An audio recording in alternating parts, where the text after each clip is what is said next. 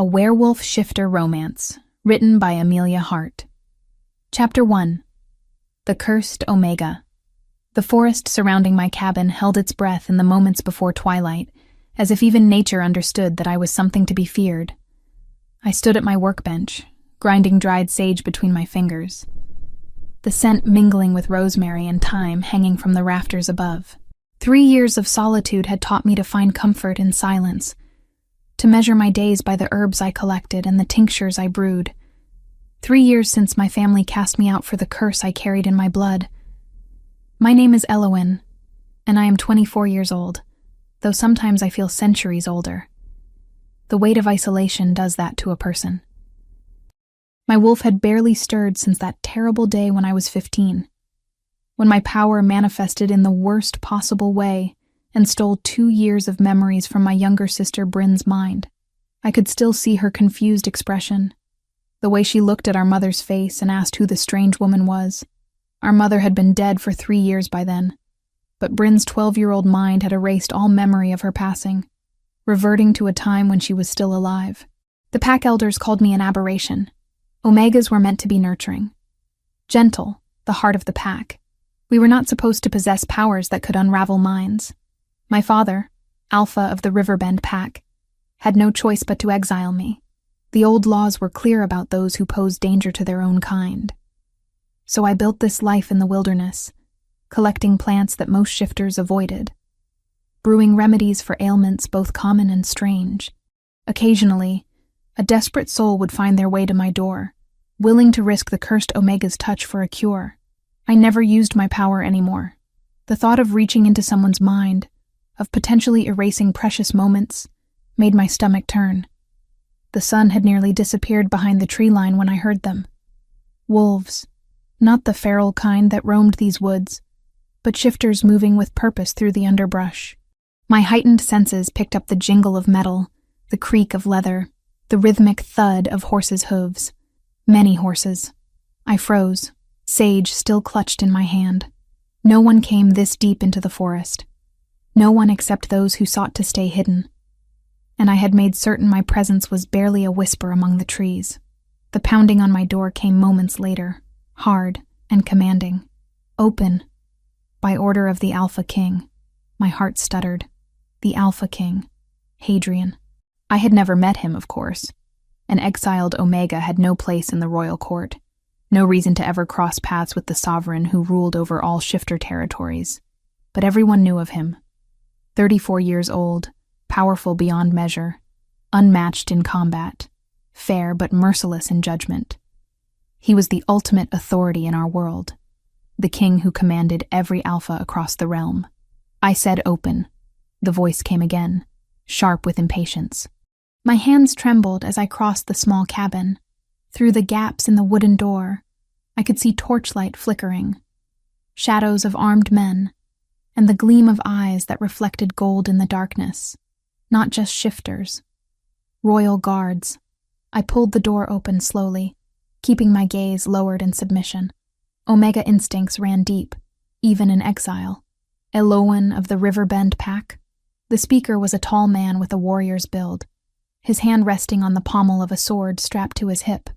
Behind him stood at least a dozen guards, and beyond them, the massive forms of wolves in their shifted state. The display of force was overwhelming. Yes, I managed, my voice barely above a whisper. I am Captain Declan, head of the King's Guard. You are hereby commanded to accompany us to the royal castle. The Alpha King requires your presence immediately. My mind raced.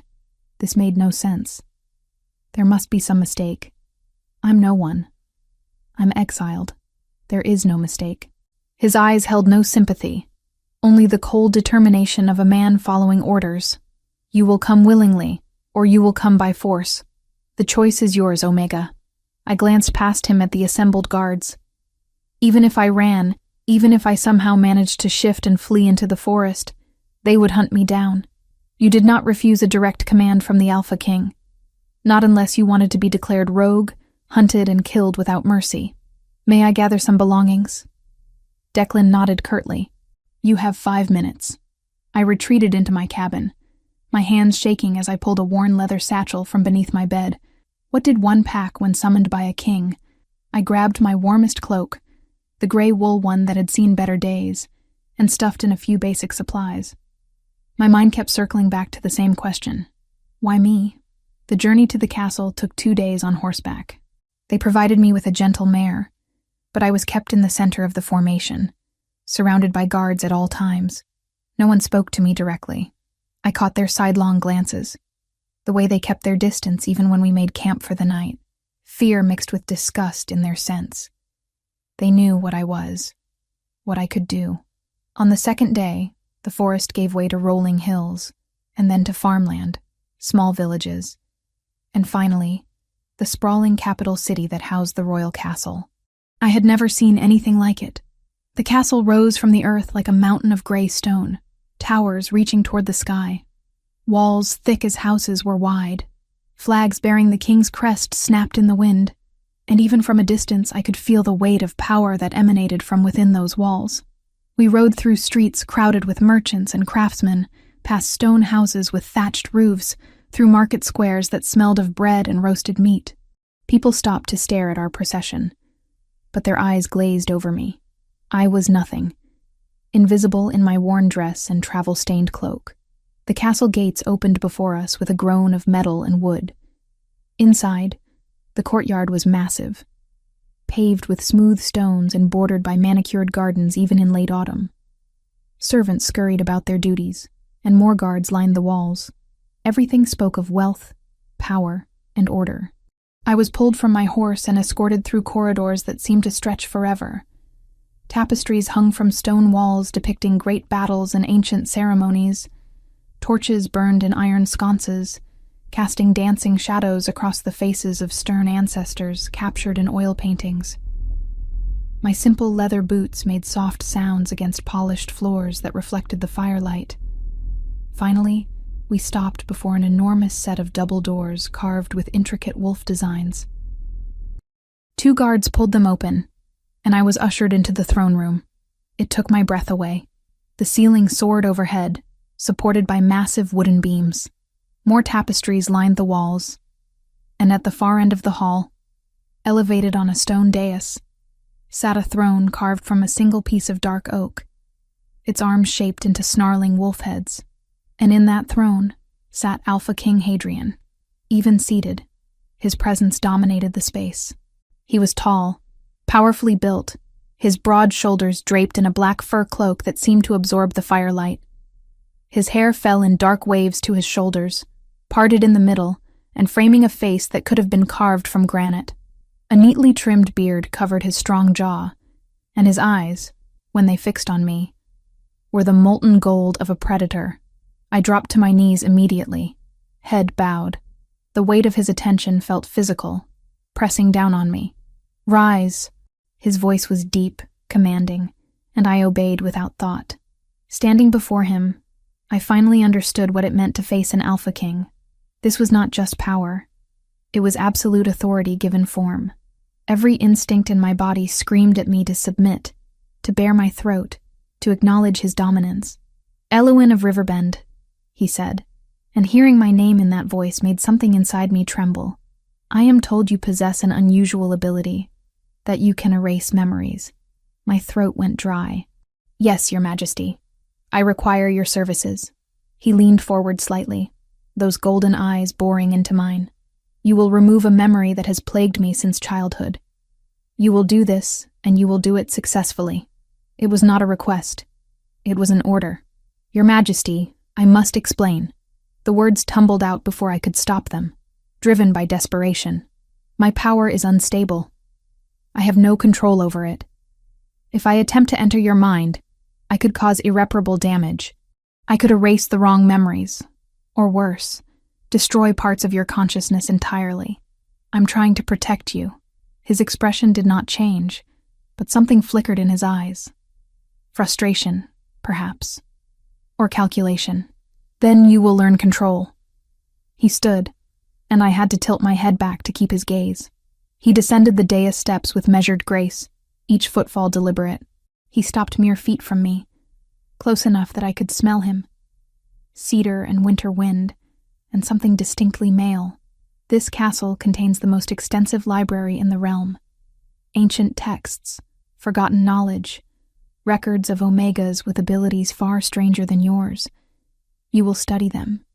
You will master your power, and then you will do as I command. But your majesty, this is not a debate. His voice dropped lower, edged with steel. You are here because I require something only you can provide.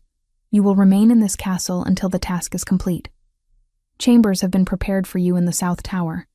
You will have access to whatever resources you need. Whatever else this was, it was not only about control. Keeping me within these stone walls meant keeping a power that could unmake minds from wandering unguarded through his borders. My mind reeled. He was not threatening me with prison, but the message was clear. I was not leaving until I had done what he asked. What if I refuse?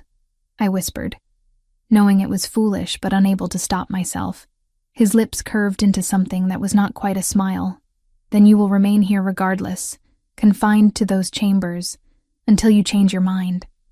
I am not a man who accepts failure, Omega, nor am I one who releases valuable resources simply because they prove difficult. He turned away, his cloak sweeping behind him. Captain Declan will escort you to your quarters. We will speak again when you have had time to consider your situation. I was dismissed. Just like that. Declan's hand closed around my upper arm, not roughly, but firmly, and I was led from the throne room, my head spun with what had just happened. I had been summoned, commanded, and effectively imprisoned all within the span of minutes.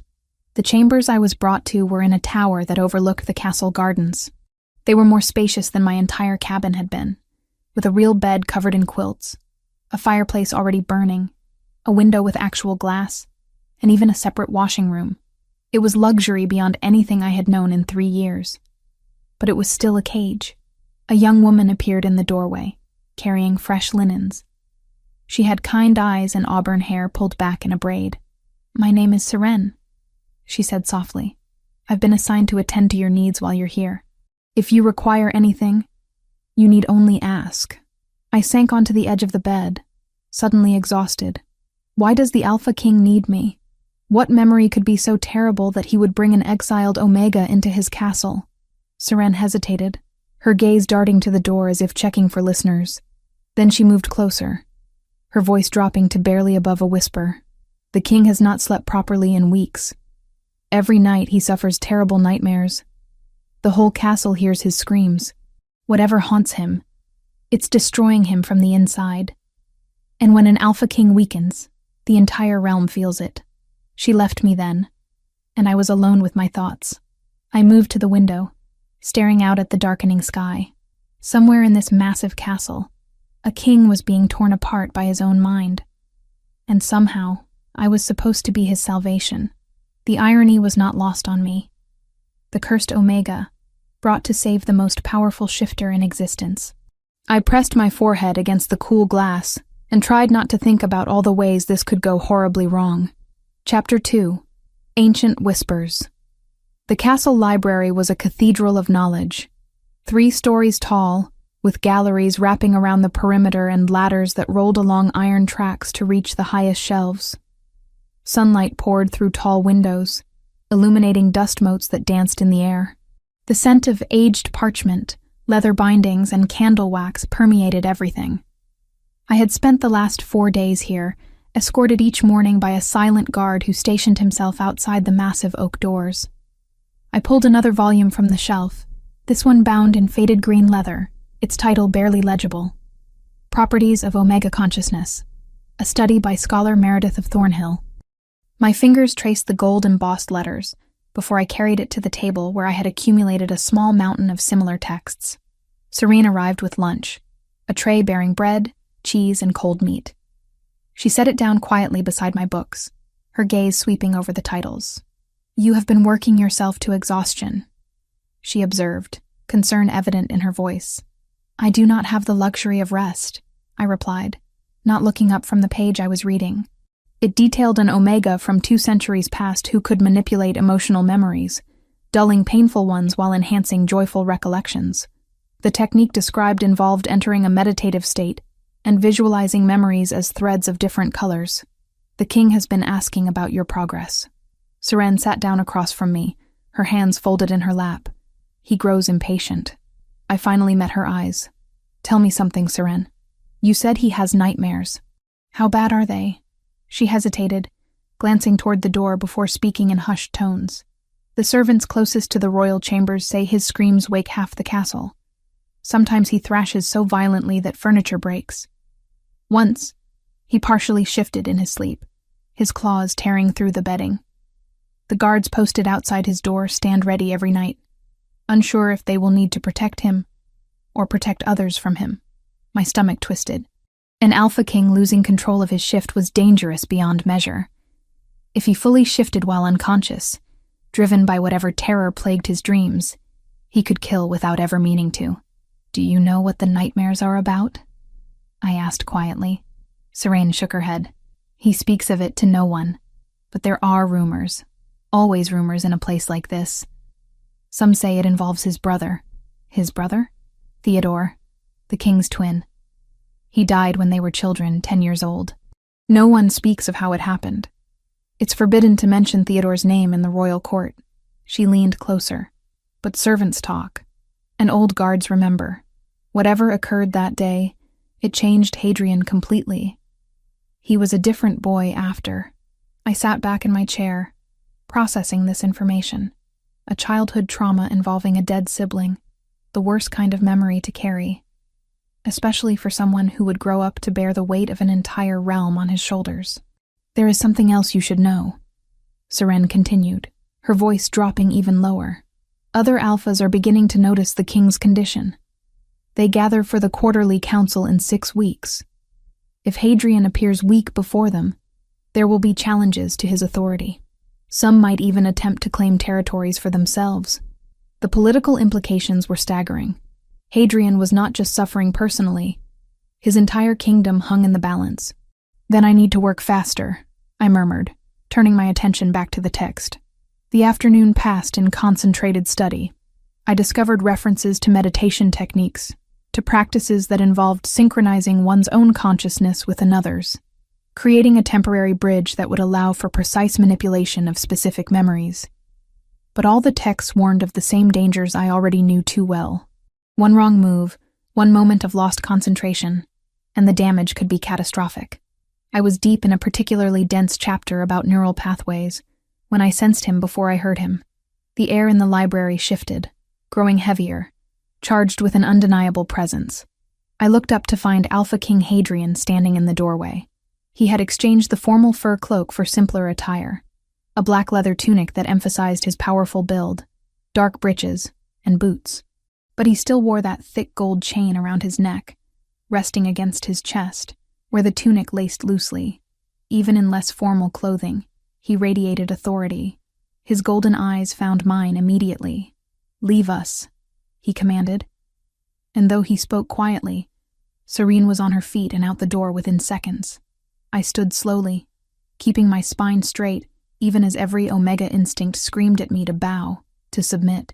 "Your Majesty." He crossed the library with measured steps, his gaze sweeping over the books scattered across my table. "You have been avoiding me. I have been studying, as you commanded. And have you found what you need?" I gestured to the open volume before me. "I am learning techniques that might allow for more precision in memory manipulation. But theory and practice are vastly different things. I need to understand what I am dealing with before I attempt anything." He picked up one of the books, examining the cover with apparent interest. Scholar Meredith of Thornhill. I remember her work being controversial in her time. She argued that Omega abilities were not lesser than Alpha strength, merely different in application. She was correct. The words left my mouth before I could consider whether contradicting a king was wise. We are not weak, simply because our power does not manifest in physical combat. His lips quirked slightly, almost a smile. "No, you are not." He set the book down and fixed me with that intense stare. "Walk with me. You have spent days buried in these texts. Perhaps conversation will prove more enlightening." It was not a request. I followed him from the library, down corridors I had not yet explored. The guard who had been stationed outside fell into step behind us, maintaining a respectful distance. "You wanted to understand what you are dealing with," Hadrian said as we walked. Then I will tell you. 3 weeks ago, the nightmares began. Before that, I slept as well as any man with a kingdom to rule. But something triggered them, and now they come every night without fail. What changed 3 weeks ago? I visited the Northern Territories, where I was born, where Theodore and I grew up before our father became king. He spoke the name carefully, as if testing its weight. It was the first time I had returned there in over 20 years. Perhaps that was enough to wake sleeping ghosts.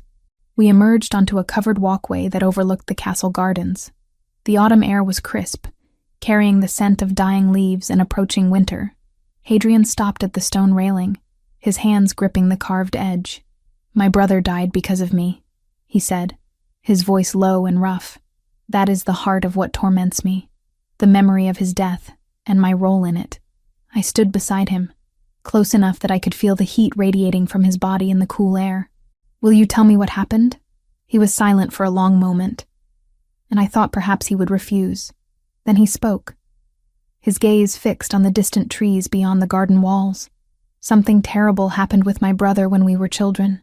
Theodore was always weaker than me, more gentle. Father worried he would not survive in our world. I was everything Theodore was not: strong, aggressive, quick to anger." His jaw tightened. "The specifics, those I keep locked away even from myself most of the time. But I know that when Theodore died, it was my fault. That knowledge has always been there. A weight I carry, but the nightmares, they make me relive it in ways I cannot control." I processed this carefully. He was revealing vulnerability, but still maintaining distance. Whatever the full truth was, he was not yet ready to speak it aloud. "The memory you want me to erase," I said slowly. "You understand that removing it entirely might change fundamental aspects of who you are? Our traumas shape us, for better or worse." He turned to face me fully, and I found myself trapped in his gaze. "I do not seek to erase it completely. I seek release from the torment. I need to function, to lead, to sleep through a single night without waking in terror. Can you do that? Can you take away the nightmares while leaving the lesson intact?" "I do not know," I admitted. "The text suggests it is possible, but I have never attempted anything so delicate. My power manifested violently, without control. Teaching myself precision now feels impossible. Yet you must try." He stepped closer, close enough that I had to tilt my head back to maintain eye contact. "I am not asking you to perform miracles tomorrow. I am giving you time, resources, whatever you need. But I need to know you are truly working toward a solution, not simply hiding in my library." "I am not hiding," I said, though my voice wavered slightly. His proximity was doing strange things to my senses. I could smell him more strongly now. That cedar and winter wind scent mixed with something uniquely his. My wolf, dormant for so long, stirred faintly in response. "Good." His hand lifted, and for a breathless moment, I thought he might touch my face. Instead, he reached past me to pick up a book I had tucked under my arm, the one I had been carrying when we left the library. His fingers brushed mine in the process, and the brief contact sent a jolt through my entire body. If he noticed my reaction, he gave no sign. He examined the book, reading the title aloud. "Advanced Techniques in Memory Threading." His golden eyes flicked back to mine. "This is promising. It suggests that memories are not single events, but collections of sensory details, emotions, and contextual information all woven together," I explained, trying to focus on the academic discussion rather than the way my heart was racing. "If I can learn to see those individual threads, I might be able to remove only the ones causing distress while leaving the core memory intact." "Show me." He held the book open to a diagram that illustrated the concept, a memory represented as multiple colored strands braided together. I moved closer to see the page properly, and suddenly we were standing far too close for propriety. I could feel the warmth of his chest mere inches from my shoulder, could hear the steady rhythm of his breathing. "The red threads represent raw emotion," I said, pointing to the diagram while trying to ignore the way my hand trembled. "Fear, pain, anger. The blue threads are sensory details, what was seen, heard, felt physically. The green threads are understanding, the context that gives the memory meaning. And to remove the nightmares, You would remove the red threads? Theoretically. But emotions are not separate from experience. If I remove too much, the memory becomes meaningless, fragmented. Remove too little, and the nightmares persist. I looked up at him, finding his face much closer than I had anticipated. It requires a precision I do not yet possess. For several heartbeats, neither of us moved. The moment stretched, heavy with something I could not name. Then Hadrian stepped back deliberately, creating distance. "Then you will practice," he said, his voice once again formal and controlled. "Use your own memories first. Learn the feel of those threads, how to grasp them without severing the wrong ones. When you are ready, inform me." He turned to leave, then paused. "And Eloan, thank you for being honest about your limitations. Lesser people would have promised success simply to gain favor. Your integrity is noted." He left then, the guard trailing after him, and I was alone in the walkway with a book clutched to my chest and my mind in chaos. The Alpha King had just thanked me. More than that, he had shared something deeply personal, had allowed me to see behind the crown and the authority to the man beneath. I returned to my chambers that night with a new determination. Serene brought dinner, but I barely touched it, too focused on preparing for what I needed to attempt. If I was going to help Hadrian, I needed to first prove to myself that I could control my power. Sitting cross-legged on my bed, I closed my eyes and turned my focus inward, searching for a memory to practice on. I settled on something small and relatively meaningless. The day I learned to make bread from my mother when I was 8 years old. A happy memory, but one whose loss would not devastate me. Following the techniques outlined in the texts, I visualized the memory as threads of color. The blue of my mother's eyes as she smiled at me. The red of my frustration when the dough would not cooperate. The green of understanding when she showed me the proper kneading technique. The gold of joy when I pulled my first successful loaf from the oven. Slowly, carefully, I reached for one of the red threads, the frustration. In my mind's eye, I grasped it, and gently, so gently, began to unravel it from the weave. The memory flickered. For a terrifying moment, I thought I had lost it entirely. Then it stabilized, reformed, slightly different now. I could still recall the day, still see my mother's face, still feel the texture of the dough beneath my hands. But the frustration was gone, replaced by a neutral calm. I opened my eyes, my heart pounding. It had worked. On a small scale, with a simple memory, I had actually succeeded in threading. It was far from what Hadrian needed. The memory I had altered was decades old, already faded with time, attached to no particular trauma. What he required was infinitely more complex and dangerous. But this was a start. That night, for the first time since arriving at the castle, I felt something other than fear and uncertainty. I felt the faintest stirring of hope. Chapter 3. Midnight. Offering. The scream tore through the castle like a blade through flesh, jolting me awake from restless sleep. I sat bolt upright in bed, my heart hammering against my ribs as the sound echoed through the stone corridors. It was raw, agonized, barely human, and I knew instantly who it came from. Another scream followed, this one worse than the first, carrying notes of pure terror that made my wolf whimper inside me. I threw off the quilts and grabbed my robe, pulling it on as I rushed to the door. The guard posted outside my chamber looked pale, his hand gripping his sword hilt so tightly his knuckles had gone white. "The king," I said, and it was not a question. He nodded stiffly, his jaw clenched. "It happens most nights, my lady. Best to return to your room." But another scream came, and this time I heard something else beneath it. The sound of splintering wood, of something heavy hitting stone. Hadrian was not just dreaming. He was destroying his own chambers in his sleep. I did not think. I simply moved, pushing past the startled guard and running barefoot down the corridor. I had explored the castle during my days here, had learned which passages led where. The royal chambers were one floor below mine, at the heart of the castle's main structure. "My lady, you cannot." The guard's voice followed me, but I did not stop. I rounded corners, my robe streaming behind me, following the sounds of anguish that grew louder with each step. Other servants had emerged from their quarters, huddled in doorways with frightened expressions. They pointed me toward the king's chambers, though I hardly needed direction. 2 guards stood outside massive double doors, and through the gaps I could see flickering firelight and shadows moving violently. One guard had his hand raised to knock, the other looked ready to bolt. They both turned as I approached, their expressions shifting from relief to confusion. "Lady Elowen, you should not be here," the taller one said. "The king has ordered that no one enter during these episodes." "He brought me here to help him," I said, my voice steadier than I felt. "Let me through. Our orders are clear."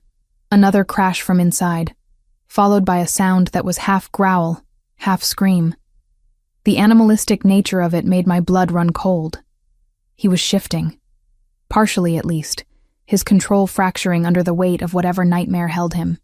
If he fully shifts while unconscious, he could kill someone when he wakes, I said urgently. "Is that what you want? To stand here following orders while your king tears himself apart?" The guards exchanged glances.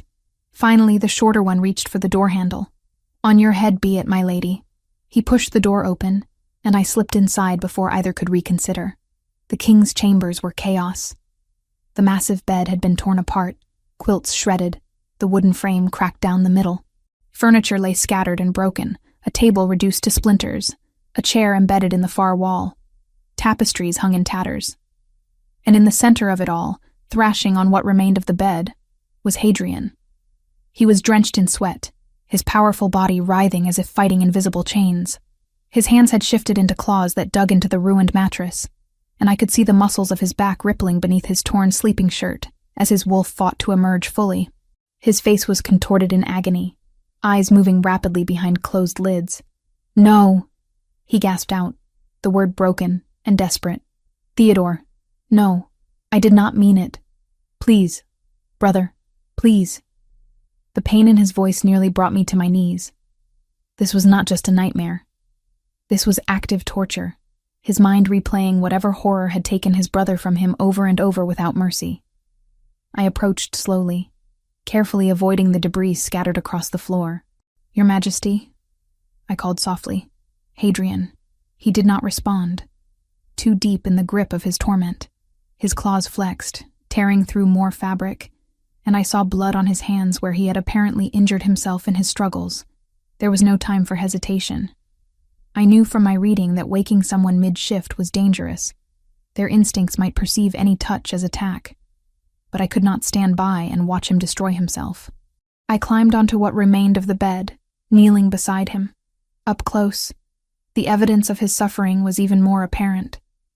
Dark circles shadowed his eyes. His face was drawn with exhaustion, and his entire body trembled. How many nights had he endured this? How much longer could he sustain it before something broke permanently? "Hadrian," I said again, my voice calm despite my racing heart. "I am here. You are safe." Slowly, carefully, I reached out and placed my hand on his temple. The moment my skin made contact with his, power flared between us, sharp and electric. His wolf recognized mine instantly, even in sleep. The connection between our kinds responding to proximity. I had not planned this, had not prepared or practiced for entering someone's mind in the midst of active trauma. But the texts had mentioned that omegas possessed an innate calming ability, something we could project to soothe distress. I had never consciously used it, but desperation made me reach for that instinct now. Closing my eyes, I focused on the connection point where my hand met his skin. I did not try to enter his memories, did not attempt to see what he was dreaming. Instead, I simply sent waves of calm through that connection, imagining it as cool water washing over flames. His thrashing slowed, the growls quieted. Gradually, his breathing began to even out, the desperate gasps giving way to something steadier. His claws retracted, shifting back to human hands, and the terrible tension in his body eased. I kept my hand where it was, maintaining the gentle flow of soothing energy. The technique I had read about in one of Scholar Meredith's texts called it emotional resonance, the ability to share one's own state of mind with another through direct contact. I poured every ounce of tranquility I could muster into Hadrian, willing him away from whatever darkness held him captive. Minutes passed. The fire in the hearth crackled, the only sound now in the devastated chamber. Hadrian's breathing deepened further, falling into the rhythm of genuine sleep rather than nightmare-induced panic. His face relaxed, the lines of pain smoothing away.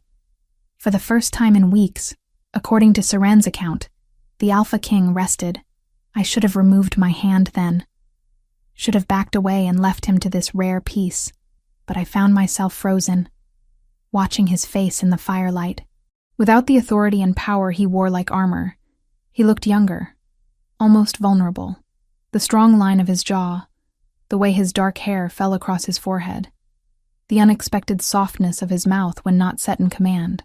My hand was still against his temple when his eyes opened. They were gold, glowing faintly in the dim light, and they focused on me with startling clarity. For a heartbeat, neither of us moved. Then his hand shot up, closing around my wrist with shocking speed, and I gasped. Ilawan. My name on his lips sent an involuntary shiver through me. His grip was firm but not painful, his thumb resting against my racing pulse. What are you doing here? You were screaming, I said quietly. The whole castle could hear you. I thought I could help. His gaze moved from my face to where my hand still rested against his temple, then back again. Something flickered in his expression. Surprise, perhaps, or confusion. And did you? Help? You are not screaming now. A ghost of a smile touched his lips, there and gone in an instant. No, I am not. He released my wrist but did not move away. Instead, he sat up slowly, taking in the destruction surrounding us. His jaw tightened. This is worse than usual. Serene said the nightmares have been affecting you for weeks. I withdrew my hand carefully, though part of me mourned the loss of contact. What I just did, calming you without entering your memories, it is something I could do every night, until you are ready for the full procedure. He turned to look at me fully, and the intensity in his gaze made my breath catch. You would do that? Sit with me while I sleep? Keep the nightmares at bay? It would give me time to continue learning control, I said, though that was not the only reason. The truth was, I could not bear the thought of him suffering night after night, while I hid in my tower practicing on insignificant memories, and it would allow you to rest properly. You need your strength. What I need, he said, his voice dropping lower, is for you to understand what you are offering, to be in my presence during my most vulnerable hours, to touch me while I am defenseless. It implies a level of trust that goes beyond healer and patient. Are you saying you do not trust me? I am saying that I do, which should terrify us both. He stood, and I was reminded of his sheer size, the way he dominated any space he occupied.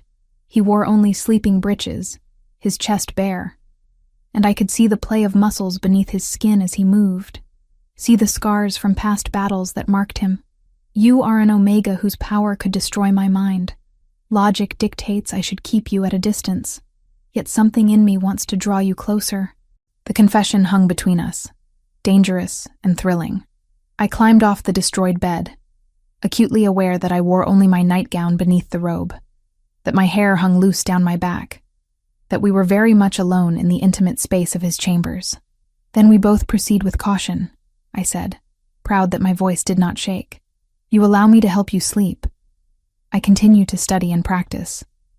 When I am confident in my abilities, we attempt the full memory work.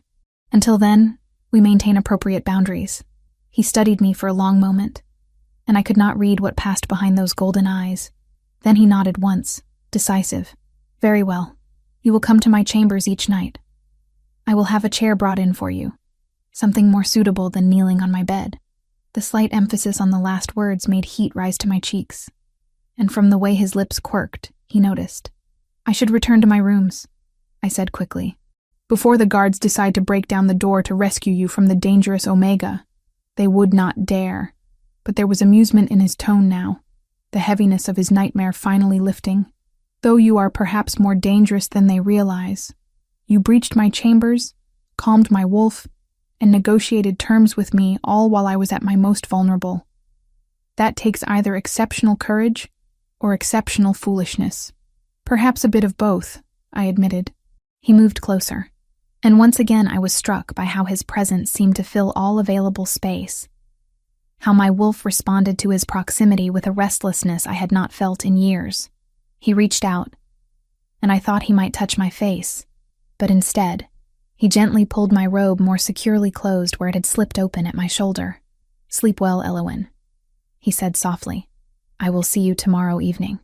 The dismissal was clear, but it lacked the coldness of command.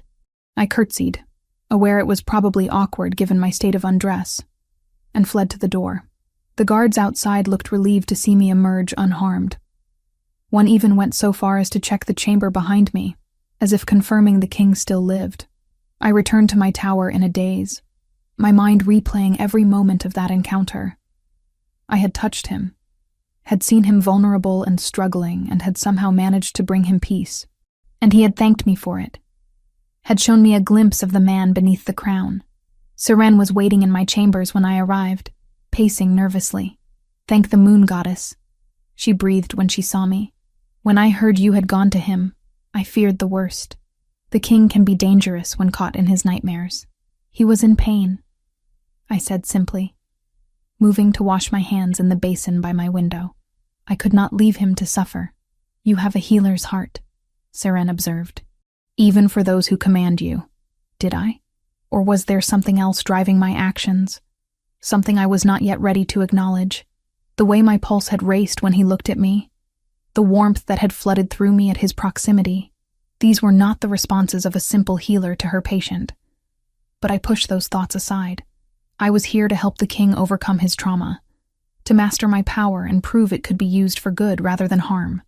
Anything else was dangerous territory, a complication neither of us could afford. That night, for the first time since arriving at the castle, I dreamed of golden eyes and a touch that had felt like coming home. Chapter 4. Threading Hearts. 3 weeks had passed since I began my nightly vigils in Hadrian's chambers. 3 weeks of sitting in the high-backed chair positioned beside his bed, my hand resting lightly against his temple as he slept. 3 weeks of watching the king of all shifters let down his guard in ways I suspected few had ever witnessed. The routine had become familiar, almost comfortable. Each evening after dinner, I would make my way to his chambers, often passing courtiers who whispered behind their hands, guards who watched with knowing expressions. Let them speculate. The Alpha King slept peacefully for the first time in months, and that was all that mattered.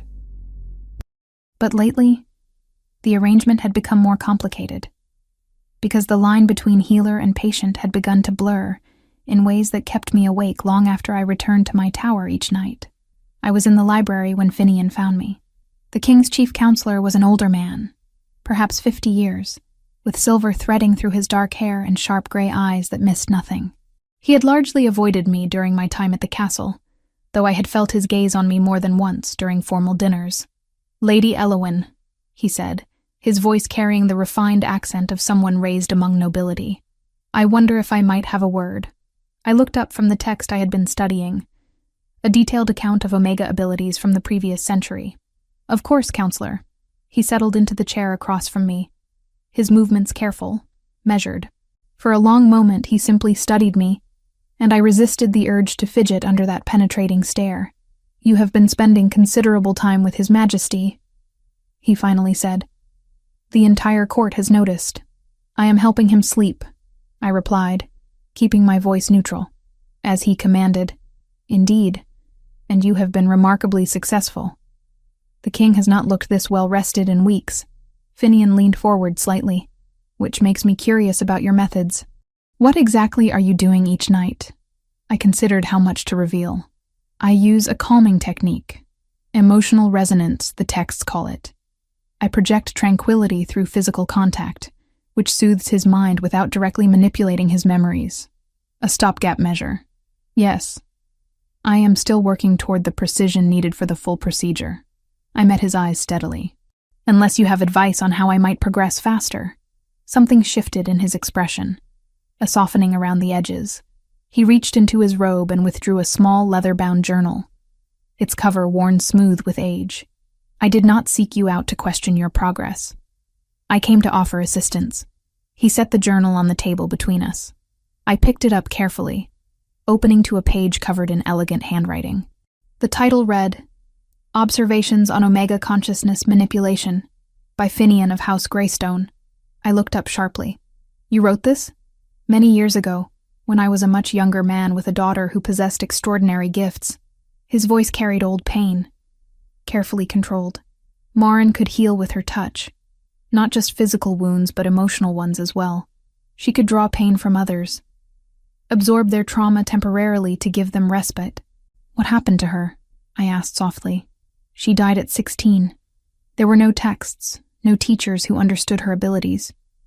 She tried to heal a soldier who had returned from war with his mind shattered, and she took too much of his anguish into herself.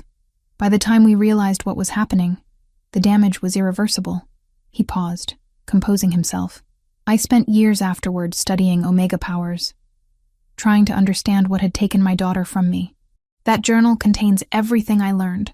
I looked down at the journal in my hands, feeling the weight of it, both physical and emotional. Why give this to me now? Because I see something of Marin in you, the same determination to use your gift for good despite the risks, the same gentle strength beneath the fear. He stood, preparing to leave, and because the king needs you to succeed, not just for his own sake, but for the realm's. Read what I have written, practice the techniques carefully, and when you are ready, I will help you prepare for the procedure. He left before I could properly thank him, but I clutched the journal to my chest, understanding the significance of what he had shared. This was not just knowledge, this was trust. From a man who had lost everything to Omega power misused. I spent the rest of the afternoon absorbed in Finian's notes. His observations were precise, detailed, based on years of watching his daughter work. He described techniques for entering another's mind safely, for identifying specific memories without becoming lost in the vast network of consciousness, for threading through emotional content without severing critical connections. One passage struck me particularly. The greatest danger in memory work is not the power itself, but the emotional toll it takes on the wielder. To touch another's pain so intimately is to risk absorbing it. Omegas must learn to maintain boundaries, to observe without internalizing. This is the hardest lesson and the most crucial. I thought of Hadrian's nightmares, of the raw anguish I felt radiating from him each night. I had been careful to keep my soothing superficial, never delving deep into what tormented him. But the full procedure would require me to do exactly that, to immerse myself in his worst memory and somehow emerge unscathed. Could I do that? Could I witness his trauma without being destroyed by it? That evening, I arrived at Hadrian's chambers earlier than usual, the journal still tucked under my arm. He was not yet prepared for bed. Instead, standing by the window in his sleeping breeches and an unlaced white shirt, staring out at the darkening sky. He turned when I entered, and something in his expression made me pause. The usual guarded control had slipped, revealing something raw underneath. My father visited Theodore's grave today, he said without preamble. I accompanied him. It was the first time I had been there since the burial. I set the journal aside carefully and moved closer. How did it feel? Like reopening a wound that never properly healed. He turned back to the window. My father spoke of Theodore, as if he had been perfect, untainted by the harshness of our world. He always did that. Painted my brother as something pure that I had destroyed with my violence. The bitterness in his voice was palpable. I came to stand beside him, close enough to feel the heat radiating from his skin in the cool chamber. Tell me about Theodore, I said gently. Not about his death, but about who he was when he lived. Hadrian was silent for so long I thought he might not answer. Then, slowly, he began to speak. He was gentle in ways that terrified our father. He preferred books to swords, music to combat training. He would spend hours in the gardens, talking to the plants as if they might answer. A ghost of a smile touched his lips. He once convinced me to help him rescue a wounded fox from a trap, even though we were supposed to be learning to hunt. We nursed it back to health in secret. And when father found out, he had the fox killed and made us watch. The cruelty of that act made my chest ache. How old were you? 8. He met my eyes. That was when Theodore stopped trying to be what Father wanted. He retreated into himself, grew quieter. Father saw it as weakness. I saw it as survival. You protected him, I said, understanding dawning. In your own way. I tried. I drew Father's attention away from him. Made myself the strong son so Theodore could simply exist, but it was never sufficient. Father pushed harder, demanded more, and then the night of our first transformation came, and everything ended. He fell silent again, the muscle in his jaw working as he fought some internal battle. I reached out, my hand finding his where it rested on the window ledge. His fingers immediately closed around mine, holding tight as if I were an anchor in a storm. When you are ready, I said quietly, when you can bear to share the full memory with me, I will help you carry that weight. You have carried it alone for too long. He looked down at our joined hands, then back at my face. You say that as if you are not afraid of what you might find in my mind. I am terrified, I admitted, but I am also determined. Whatever happened to Theodore, whatever role you played, it has defined you for over 2 decades. It is time to release at least some of that burden. And you think you can do that? Truly. Finian gave me his daughter's journal today.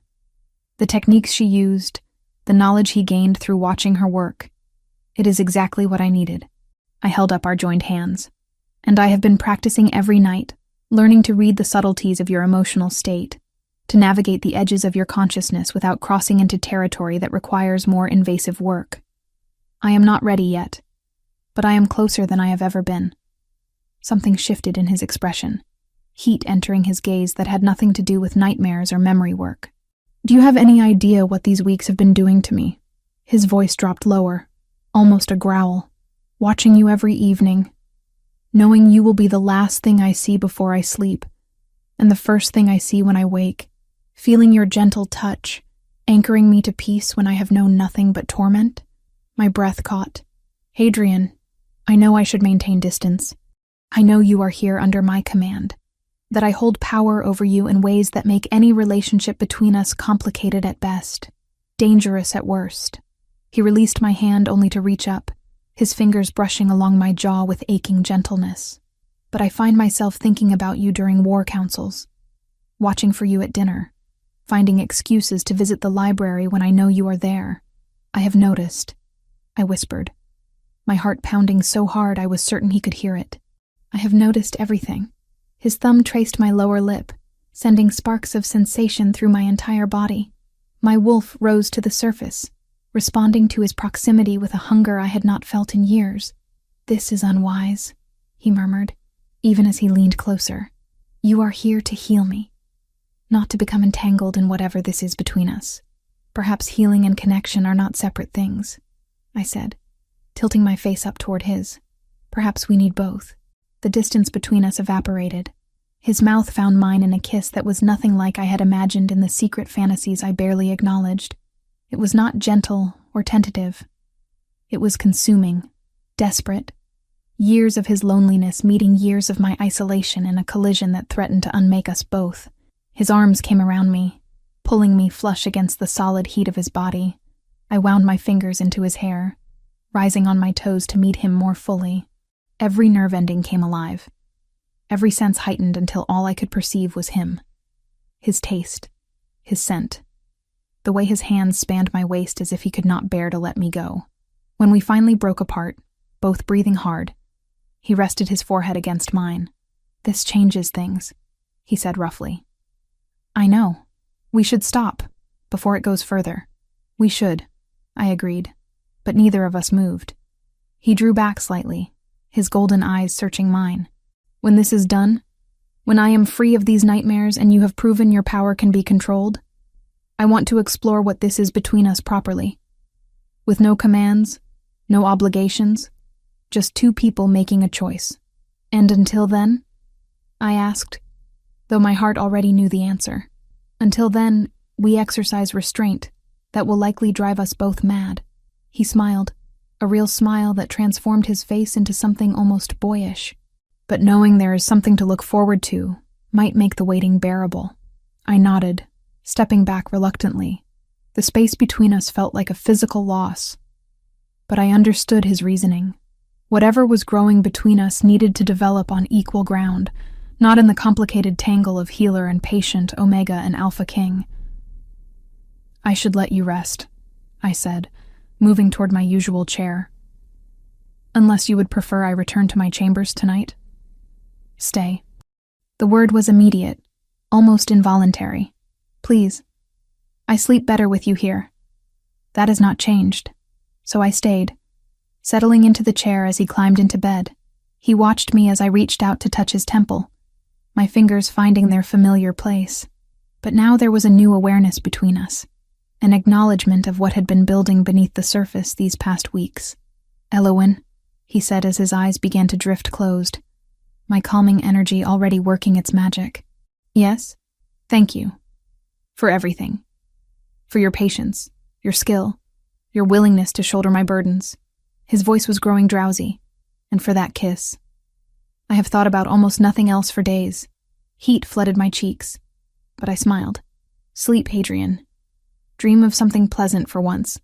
With you here, how could I not? He fell asleep within minutes, his breathing evening out, his face relaxing into peace. I sat there in the firelight, my hand maintaining its gentle contact, and tried to process everything that had shifted between us in the span of a single conversation. I had come to this castle as a prisoner and a tool, an exile with no purpose beyond being used for my dangerous gift. But somehow, in the quiet moments of healing this broken king, I had found something I never expected. Connection, understanding, and possibly, terrifyingly, the beginnings of something deeper than I had ever known. Chapter 5. The Ritual of Truth. The morning sun filtered through the stained glass windows of the small chapel, casting colored light across the stone floor. Hadrian stood before the altar, his back to me, shoulders tense beneath his black leather tunic. We had come here alone, except for Finian, who waited in the antechamber, ready to assist if needed. Are you certain this is necessary? I asked, moving to stand beside him.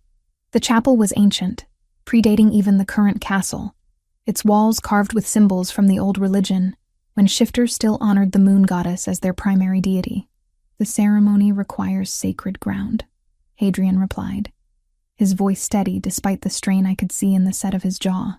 What I am about to share with you, what you are about to witness, it cannot be done casually. The old texts are clear.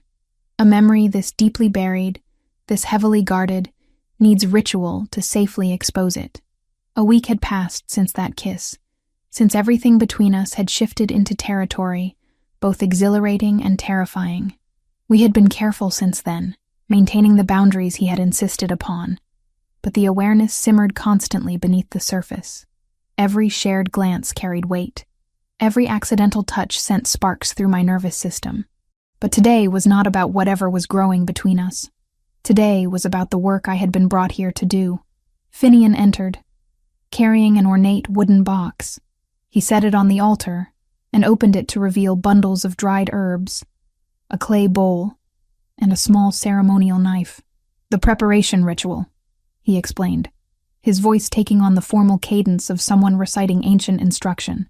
You will need to synchronize your consciousness with His Majesty's before attempting any deep memory work. This ceremony has been used for centuries when Omegas needed to access particularly guarded areas of an Alpha's mind. How long will it take? Hadrian asked. A week of daily sessions.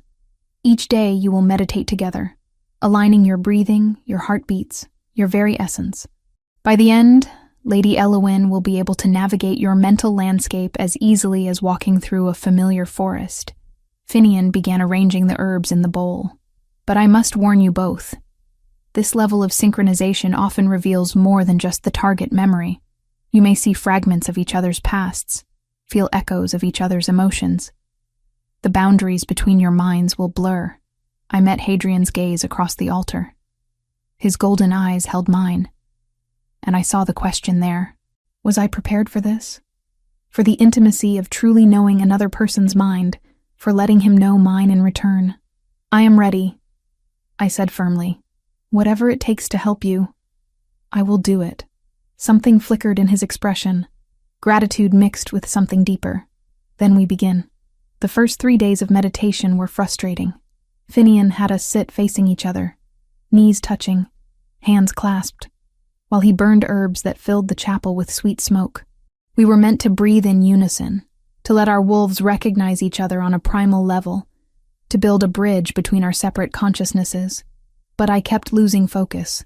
Hadrian's hands holding mine felt too intimate, too distracting. His scent surrounded me. Cedar and winter wind and that indefinable quality that was purely him. My wolf kept pushing forward, wanting closer contact, wanting to press against his chest and feel his heartbeat. Concentrate, Finian said gently on the 3rd day, sensing my struggle. You are fighting the connection rather than allowing it to form naturally. Remember, Lady Elowen, this is not about control. It is about surrender, about trusting another with the deepest parts of yourself. Surrender. The word resonated through me. I had spent 3 years in isolation, guarding myself carefully, never letting anyone close enough to risk using my power accidentally. The idea of deliberately lowering those walls terrified me. Look at me, Hadrian murmured, his voice low enough that only I could hear. Not at the king, not at the authority or the power, just at me. At the man who cannot sleep without your touch, who thinks of you during every council meeting, who would trust you with his life. I raised my eyes to his, and something shifted. Instead of seeing the Alpha King, I saw Hadrian, the boy who had tried to protect his gentler brother, the man who carried decades of guilt, the soul who wanted peace as desperately as I wanted acceptance. My breathing naturally aligned with his. In, out, in, out. Our hearts began beating in synchronization. I could feel it through the contact of our hands, through the connection that was forming between us, like a golden thread spinning itself into existence. And then, suddenly, I was not just looking into his eyes. I was looking through them. The chapel dissolved around me, replaced by a memory. His memory. I saw through a child's eyes, perhaps 6 years old, watching his brother Theodore laugh as he chased a butterfly through a sun-drenched garden. Theodore's joy was pure, unguarded, and young. Hadrian felt fierce protectiveness toward that innocence. The memory faded, and I was back in the chapel, gasping. I saw him. Theodore. Hadrian's grip on my hands tightened, and I saw her. Your sister Bryn, when she was small and you were teaching her to braid flower crowns. Before the accident, tears pricked my eyes. That memory had been one of my most precious, before I had destroyed so much between us. The connection is forming. Yes, Finian said, satisfaction evident in his voice. You are beginning to synchronize. Continue. By the 5th day, the connection between us had deepened to a level that was almost overwhelming. We no longer needed to sit in formal meditation. Simply being in the same room meant I could sense his emotional state, feel the edges of his thoughts brushing against my consciousness, and he could feel mine in return. This is what true mates experience, Finian explained, as we took a break from meditation, sitting in the chapel's small garden. That level of awareness, of connection. It is possible you are true mates, and this ritual is simply accelerating what would have occurred naturally over time. True mates. The concept should have terrified me. Instead, it felt right, like a puzzle piece finally sliding into place. I glanced at Hadrian, who stood a few feet away examining a winter rose that still bloomed despite the cold. Can true mates feel each other's pain? I asked Finian quietly. To some degree, yes. And each other's joy. Each other's fear. He studied me carefully. When you perform the memory removal, the connection will amplify your power significantly. But it will also mean you experience what he experiences. His pain will become yours, at least temporarily. I can bear that. Can you? The memory he carries, it has haunted him for over 2 decades. The agony of it could break a lesser person. I thought of all the nights I had soothed Hadrian's nightmares, felt the edges of his torment even through the limited contact. I thought of Bryn's face when she could not remember our mother. the guilt that had eaten at me every day since. Pain was not foreign to me. Perhaps I could withstand his as well. I have to try, I said simply. That evening, on the 7th day of preparation, Finian declared us ready. We gathered in the chapel one final time before tomorrow's procedure. But this time, there would be no meditation. This time, Hadrian would speak aloud the full memory, sharing every detail so I would know exactly what I was searching for in the vast landscape of his mind. You do not have to do this tonight, I told him, as we sat together on the chapel steps, the evening air crisp around us. We could wait until morning, when you are fresh. No. His voice was firm. I have carried this in silence for too long. If I am to trust you with it tomorrow, I need to speak it aloud tonight. I need to hear my own words admit to what I have never fully acknowledged. I took his hand, lacing our fingers together. The connection between us hummed, strong and steady. Then I will listen, and I will not judge.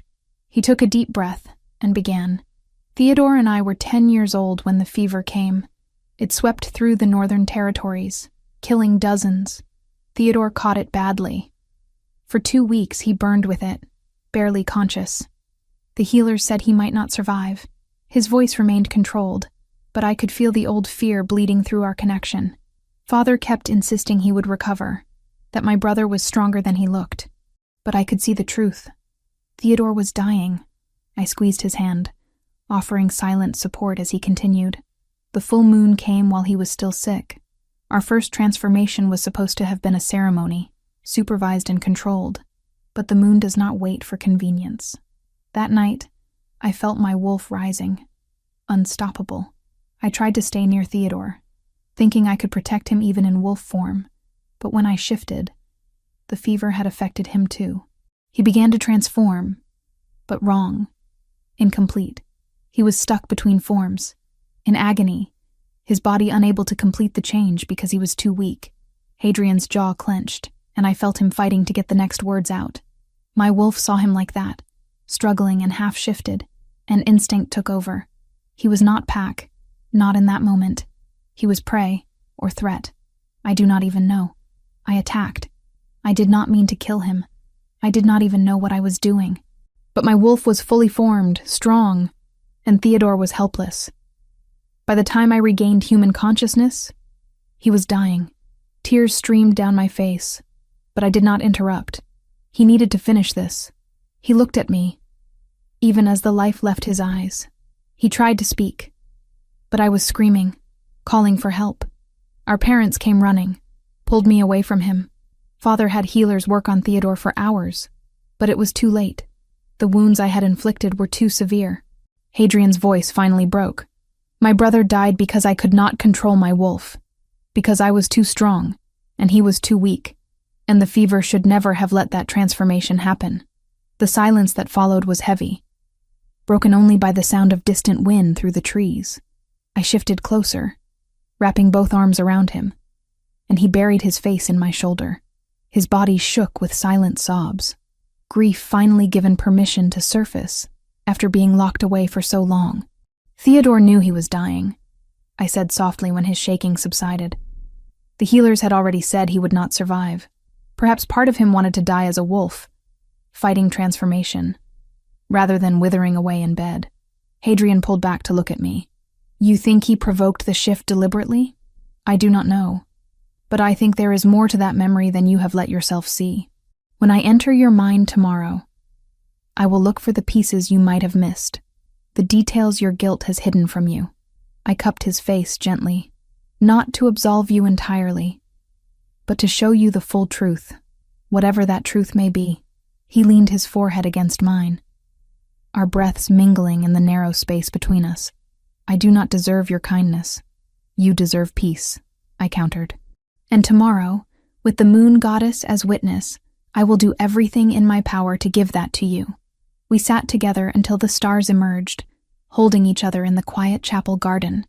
And when he finally walked me back to my chambers, he kissed me once more, gentle and achingly sweet, a promise of what might be possible on the other side of tomorrow's ordeal. No matter what you see in my mind, he whispered against my lips, no matter what darkness you find there, Know that you have brought light back into my life. That alone is gift beyond measure."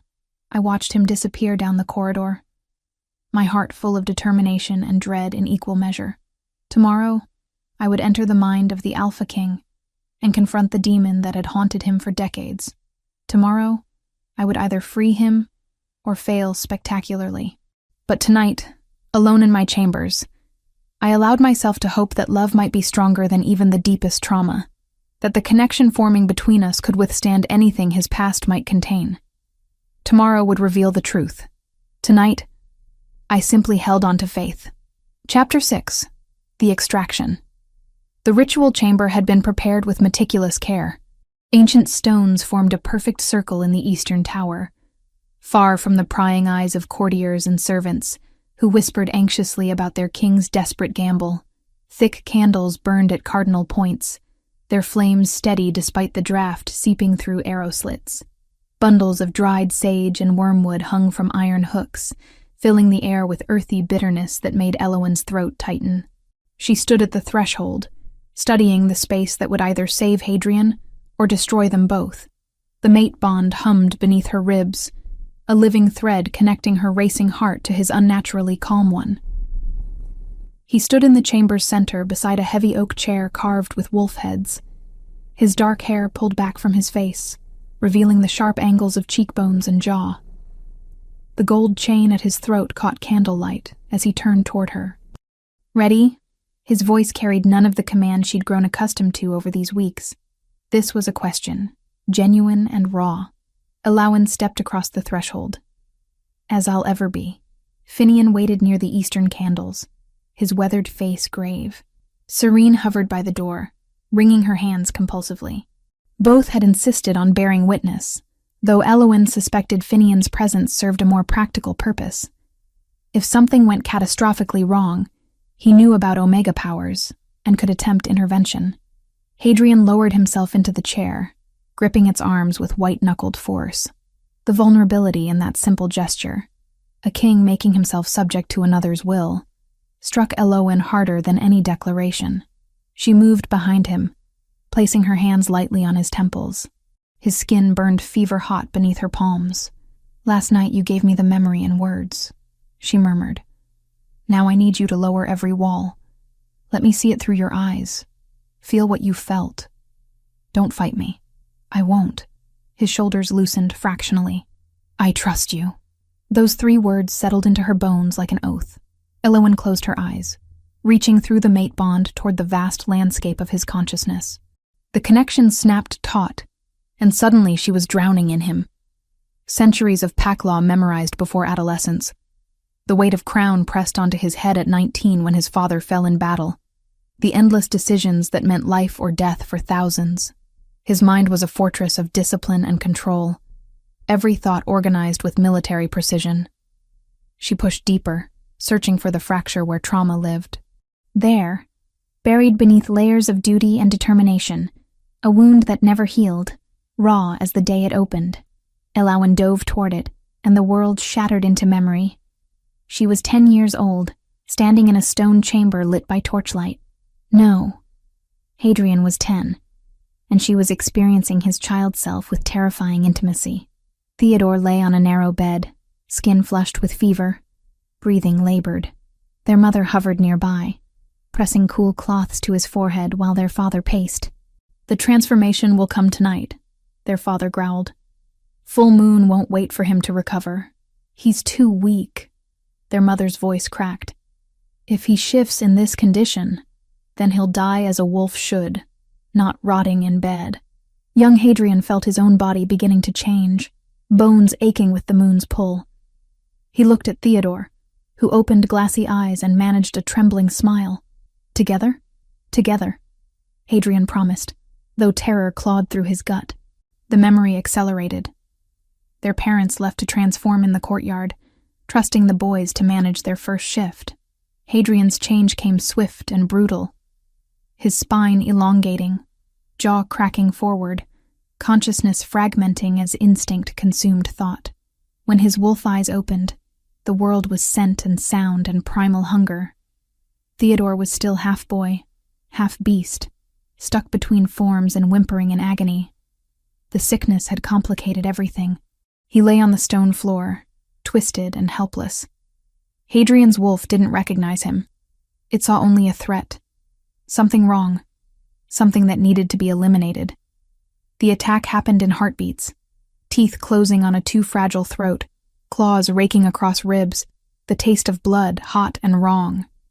Human consciousness slammed back into Hadrian with devastating force. He transformed back instantly, horror choking him as he realized what he'd done. Theodore lay broken and bleeding, eyes unfocused, chest barely rising. No, no, no. Hadrian pressed hands against the wounds, but there was too much blood, too much damage. This was where the memory always ended in nightmares. This was the moment that replayed endlessly. Theodore dying, Hadrian's hands stained red, the knowledge that he was a monster. But Elowen felt something else. A fragment Hadrian had locked away so thoroughly he'd forgotten it existed. She followed that thread with surgical precision, unraveling the mental scar tissue he'd built around it. Theodore's eyes focused one last time. His lips moved, forming words without sound. But the twin bond between them carried meaning directly into Hadrian's mind. Not your fault. Wanted this. Better than withering. You gave me warrior's death. Thank you, brother. I forgive you. I love you. Then Theodore's consciousness slipped away. But his expression held peace, not fear. The smile on his bloodied lips was real. Hadrian had been so consumed by guilt that he'd buried this final gift. Unable to accept forgiveness he believed he didn't deserve. For 24 years, he'd carried only the violence, never the love that followed it. Elowen gasped, the revelation shaking through her. This changed everything.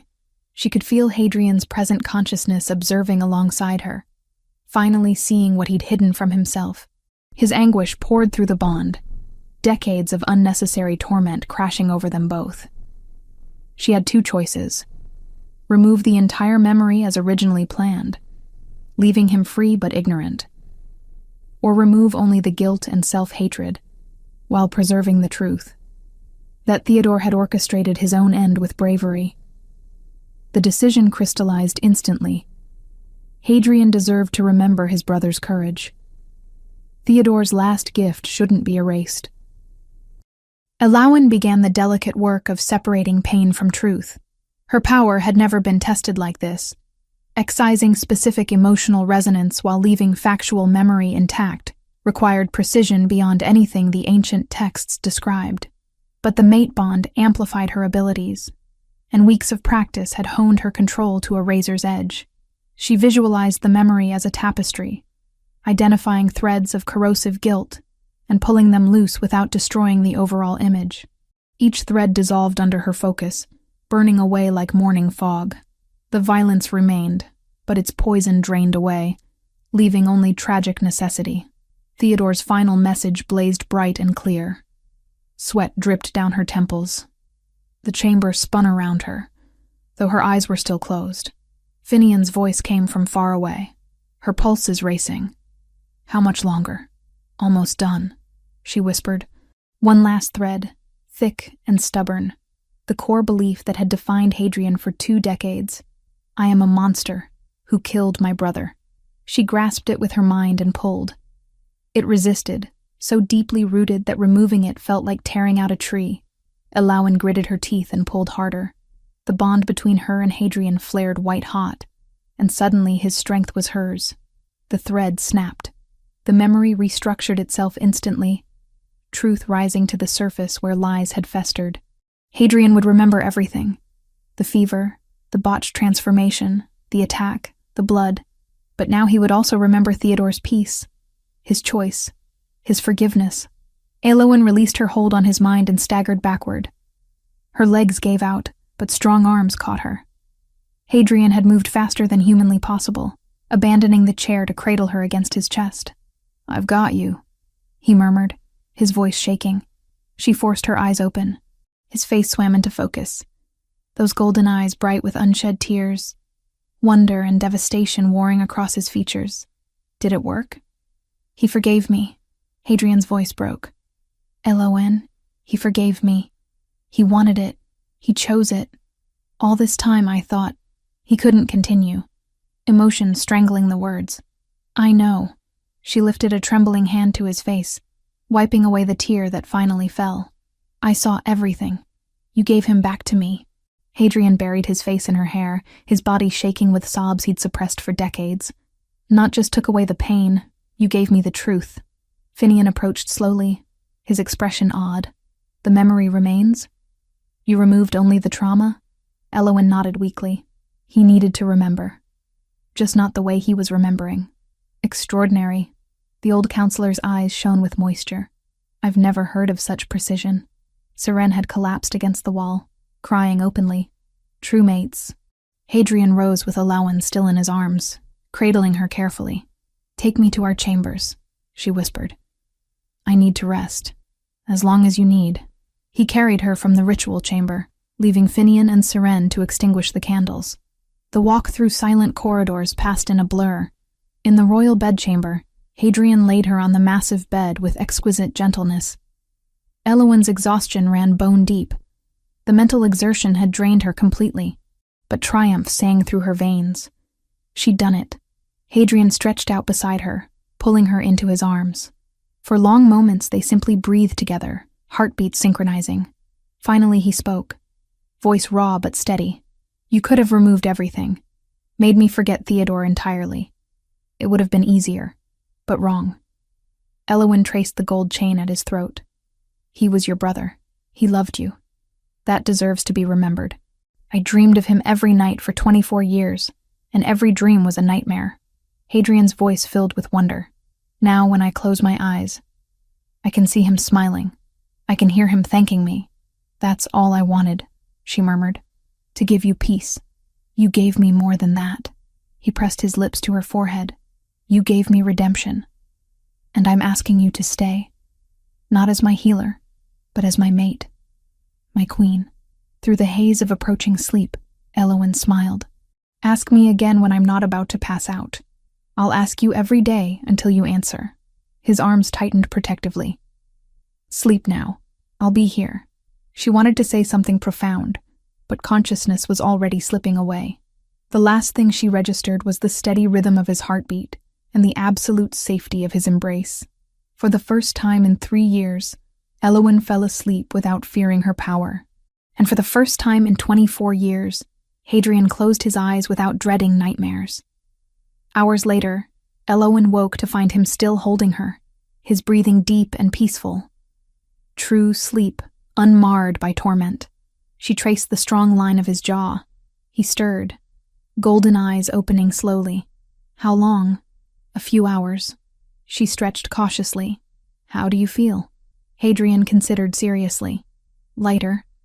Like I've been carrying boulders and someone finally lifted them. He caught her hand, pressing it over his heart. Whole. You made me whole. We made each other whole. Elowen laced their fingers together. I spent 3 years believing my power was a curse. You showed me it could be a gift. Then we're even. His smile held warmth she'd never seen before, though I'm still going to ask that question daily. She laughed. You're relentless. I'm a king. Relentless is a requirement. He rolled her beneath him gently. But I can be patient. Take all the time you need. Elowen looked up at him, this powerful man who'd demanded she cure him, and ended up healing her instead, and knew her answer. But a small part of her wanted to make him work for it. Ask me tomorrow, she whispered. Tomorrow, he agreed, and kissed her until both of them forgot about everything else. Chapter 7. The Assembly. Elowen accepted Hadrian's proposal 3 days after the ritual, standing in the castle gardens under a sky heavy with approaching storm clouds. He'd asked every morning as promised, and on the 3rd morning she'd simply kissed him instead of deflecting. That was answer enough. The announcement rippled through the kingdom within hours. Messengers rode to every regional territory, carrying news that their Alpha King had chosen a mate, an Omega, with the rare and dangerous gift of memory manipulation. By evening, responses began arriving. Most were congratulatory, formal declarations of loyalty from lesser alphas who knew better than to question their king's choices. But 3 letters carried a different tone, and Finian brought them to Hadrian's study with a grim expression. "The Northern Territories," the old counselor said, spreading the parchments across the heavy wooden desk. "Alpha Vaughn, Alpha Cormac, and Alpha Ronan. They're calling for a formal assembly." Hadrian read through each letter, his jaw tightening with every line. Elowen stood beside him, reading over his shoulder. The words were carefully diplomatic, but the message underneath was clear. "Prove she's safe, or we won't recognize her as queen."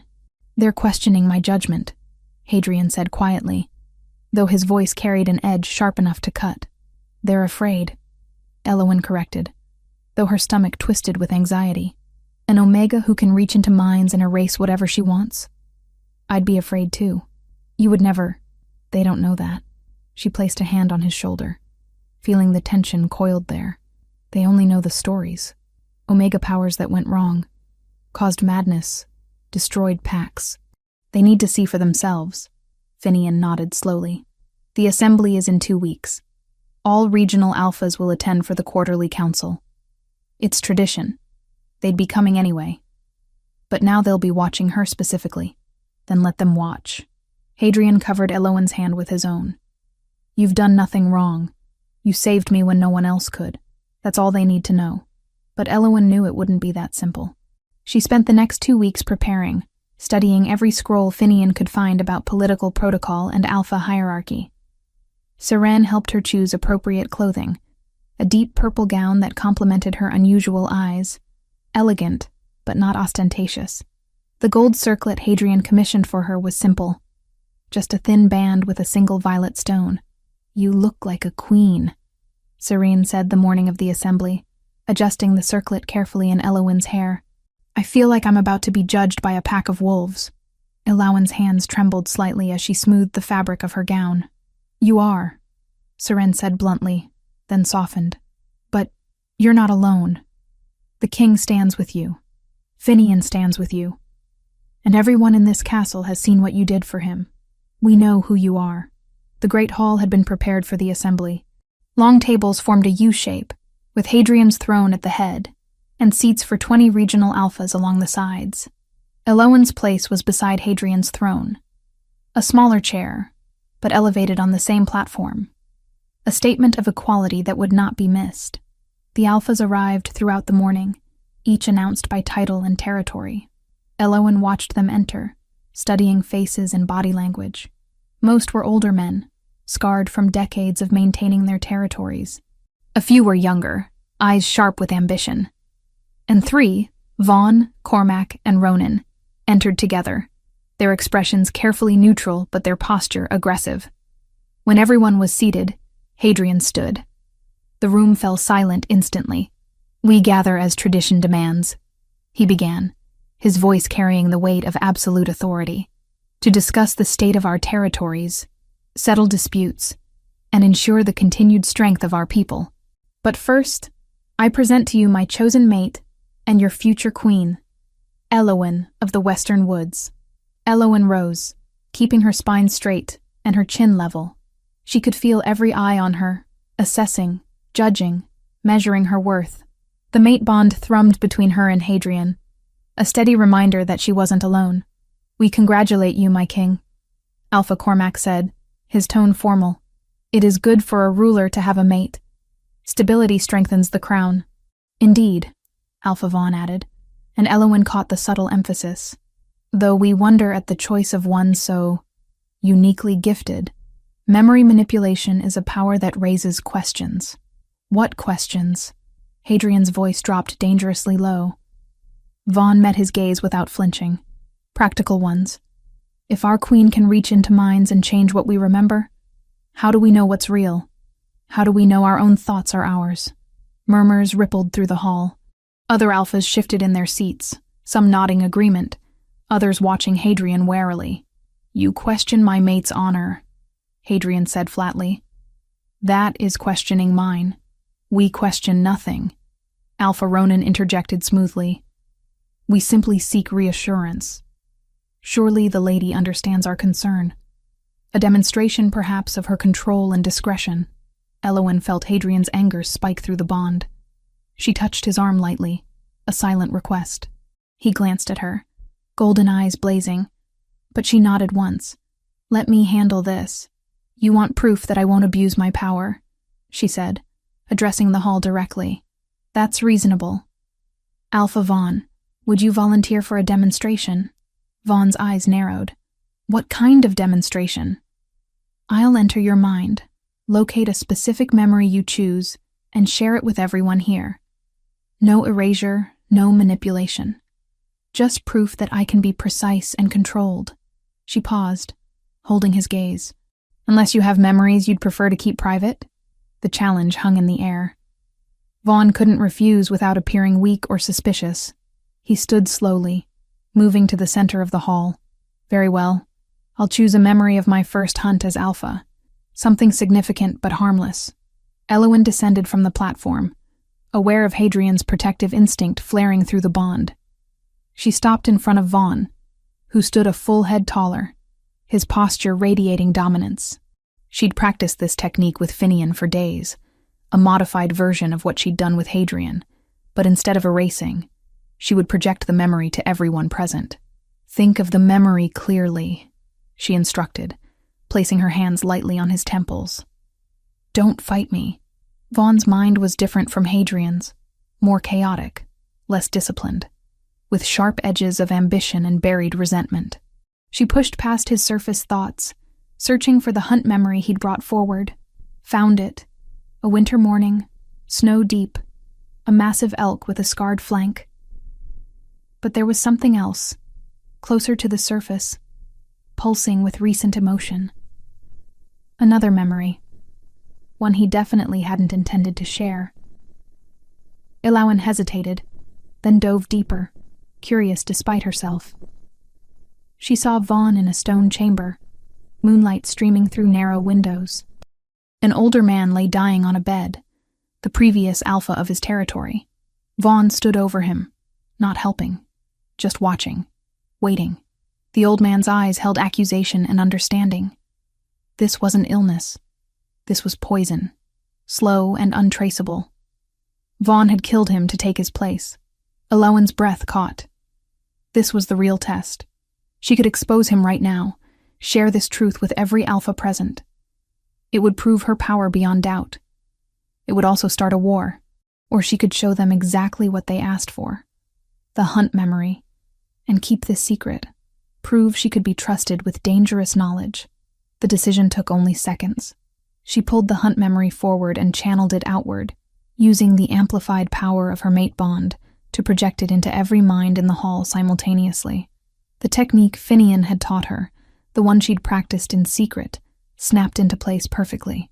Every alpha saw what Vaughn remembered: the snowy forest, the careful tracking, the moment of the kill.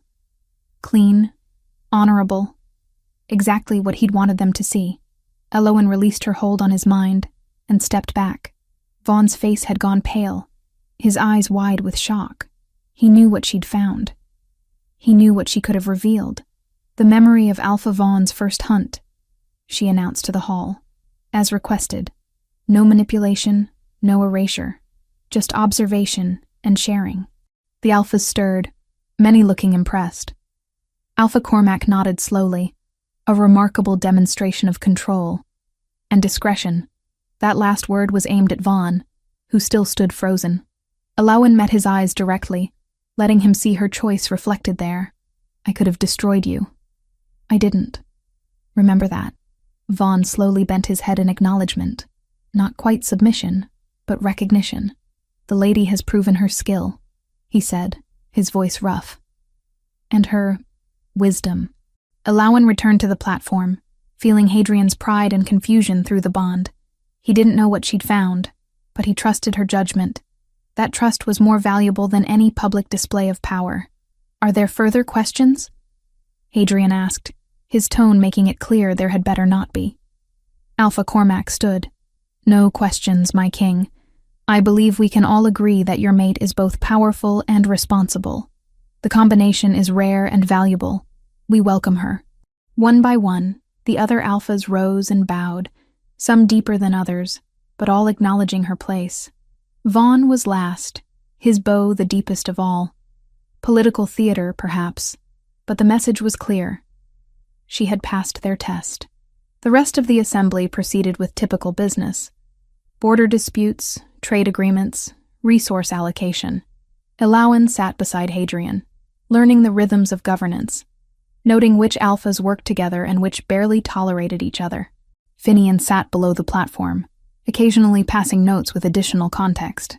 When the formal proceedings finally ended, the alphas dispersed to guest quarters. A feast would follow that evening, another tradition.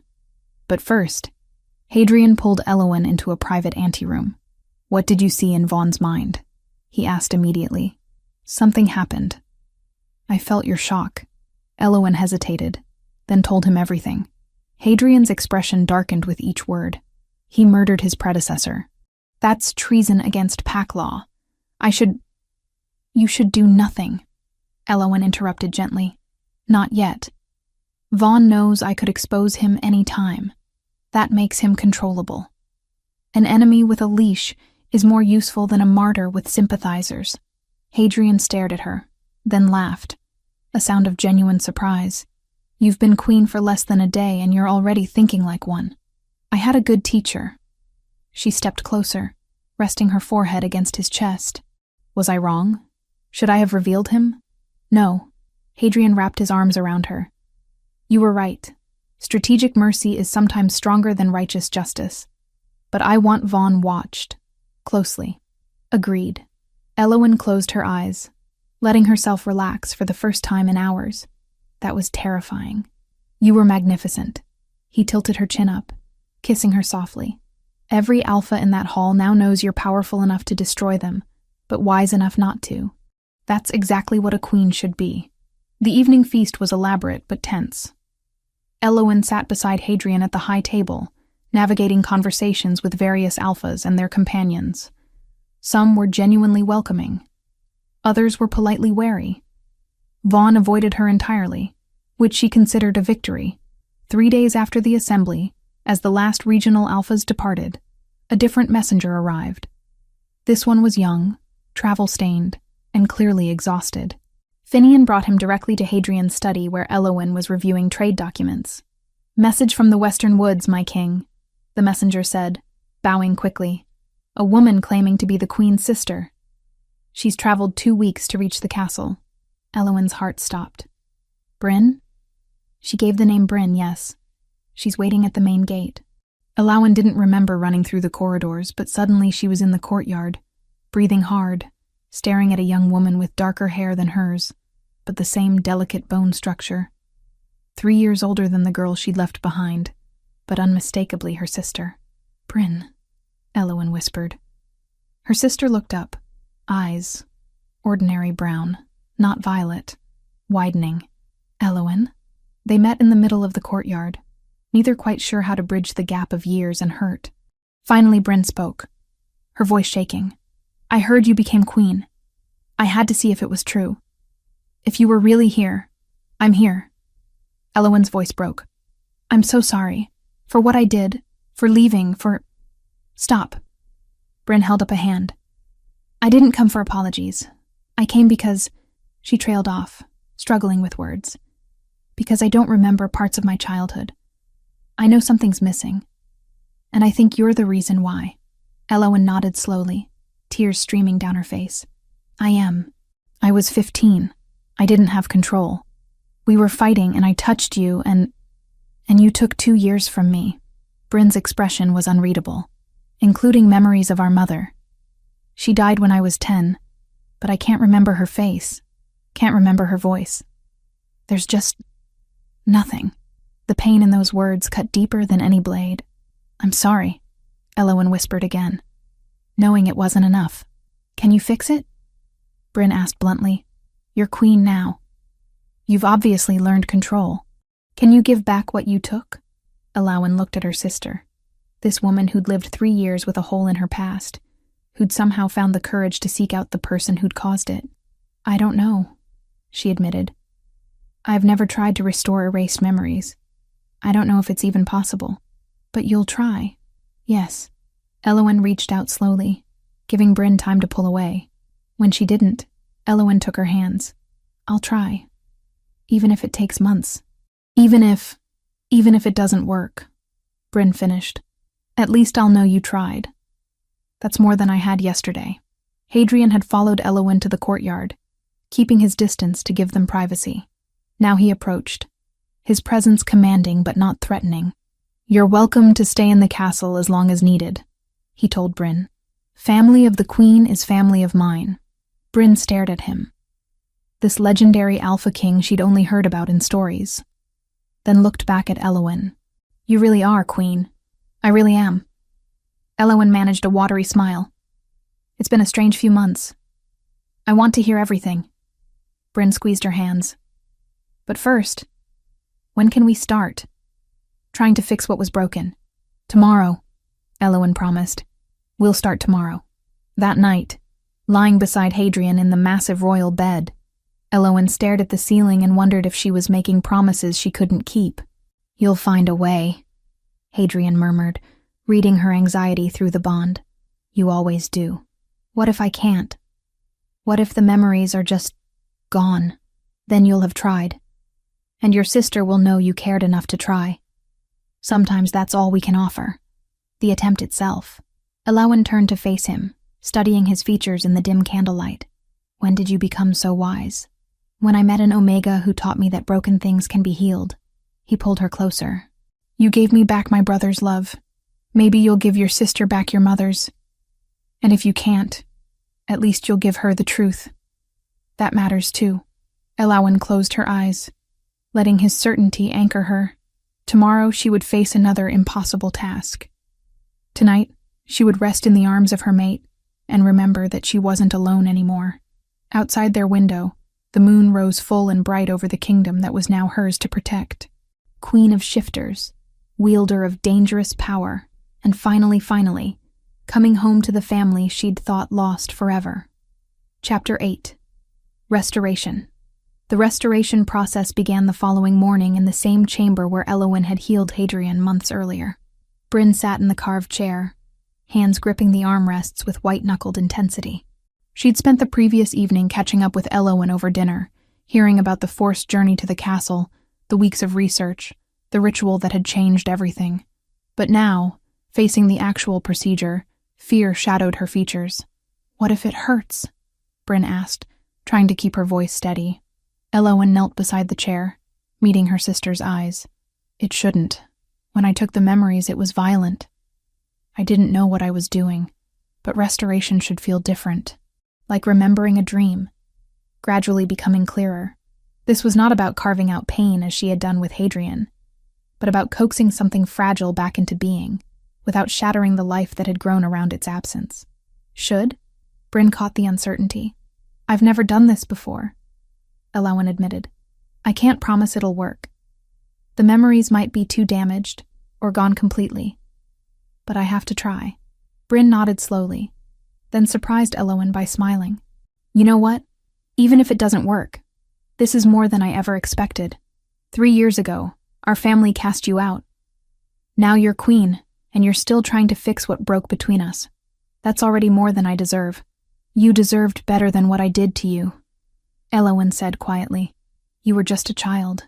So were you. Bryn reached out, touching Eowyn's hand briefly. We were both children. Let's stop blaming the girl you were and focus on who you are now. Hadrian stood near the door with Finian, giving the sisters privacy while remaining close. Eowyn drew strength from his presence through the mate bond, then placed her hands gently on Bryn's temples. Close your eyes, she instructed. Think about Mother. Not trying to remember, just thinking about what you know of her. Her name, the fact that she existed, the shape of the absence where memories should be. Bryn obeyed, her breathing slowing as she concentrated. Eowyn closed her own eyes and reached into her sister's mind. Carefully, delicately. Nothing like the violent intrusion that had caused this damage years ago. Bryn's consciousness was different from Hadrian's disciplined fortress, or Vaughn's chaotic ambition. It was gentler, more artistic in its organization, with threads of creativity woven through everything. And there, buried deep beneath years of new experiences, were the scars Eowyn had left. She'd imagined erased memories as simply gone, Empty space where something used to be. But that wasn't accurate. The memories were still there, fragmented and disconnected, like a shattered mosaic with pieces scattered across the floor of Bryn's mind. Elowen had severed the connections that made them accessible, but the raw material remained. Hope surged through her. If the pieces still existed, maybe they could be reassembled. She started with the smallest fragments. A flash of brown hair, the sound of laughter, the smell of bread baking. Isolated sensory details that meant nothing alone. Carefully, she began drawing them together, looking for patterns, for threads that connected one piece to another. There, a more substantial fragment. Their mother singing while working in the garden. Voice slightly off-key but warm. Elowen reinforced the neural pathways around it, strengthening connections that time had weakened. The memory solidified, becoming accessible again. Bryn gasped softly. I hear her. She's singing about roses? No, not roses. Lavender. Keep listening. Elowen murmured, not breaking concentration. She found another fragment nearby, their mother's hands covered in dirt, showing young Bryn how to plant seeds. Connected it to the first memory. Then another and another, like threading beads on a string. The work was painstaking and exhausting. Each fragment had to be located, assessed for integrity, and carefully reintegrated into the larger tapestry of Bryn's accessible memories. Some pieces were too damaged, the connections too thoroughly severed. Those were lost forever. But others, more than Elowen had dared hope, could be salvaged. She found the memory of their mother's face. Not perfectly clear, slightly blurred at the edges, but recognizable. Found the memory of her final weeks, the illness that had taken her, the whispered goodbye she'd given both daughters. Those memories were painful, but they were precious too. Proof that their mother had loved them until the very end. Hours passed. Sweat dripped down Elowen's face, her muscles trembling with exhaustion. But she couldn't stop. Not yet.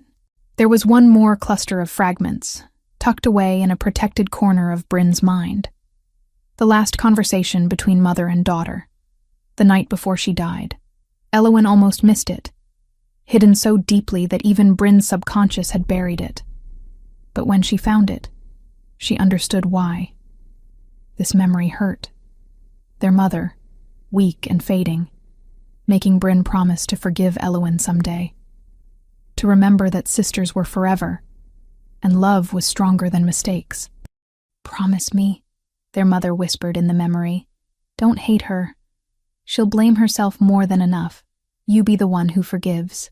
Young Bryn, only 10 years old, had promised through her tears, then forgotten the promise entirely when Elowen had accidentally erased it 2 years later. Elowen carefully, reverently, restored that final gift from their mother. The connection snapped into place, and suddenly Bryn was sobbing openly, tears streaming down her face.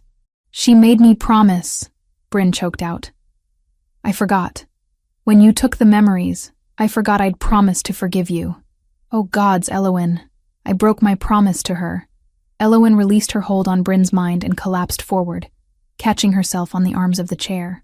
You didn't break it, she managed, her voice hoarse with exhaustion. You kept it. You came here. You gave me a chance. That's forgiveness. Bryn pulled Elowen into a fierce embrace, both sisters crying, 3 years of pain and guilt finally bleeding out between them. Hadrian moved forward instinctively, but Finian caught his arm, shaking his head. This moment belonged to them alone. When they finally pulled apart, Bryn cupped Elowen's face in her hands, studying her with eyes that now held recovered memories. I remember Mother's face. I remember how she smelled like lavender and honey.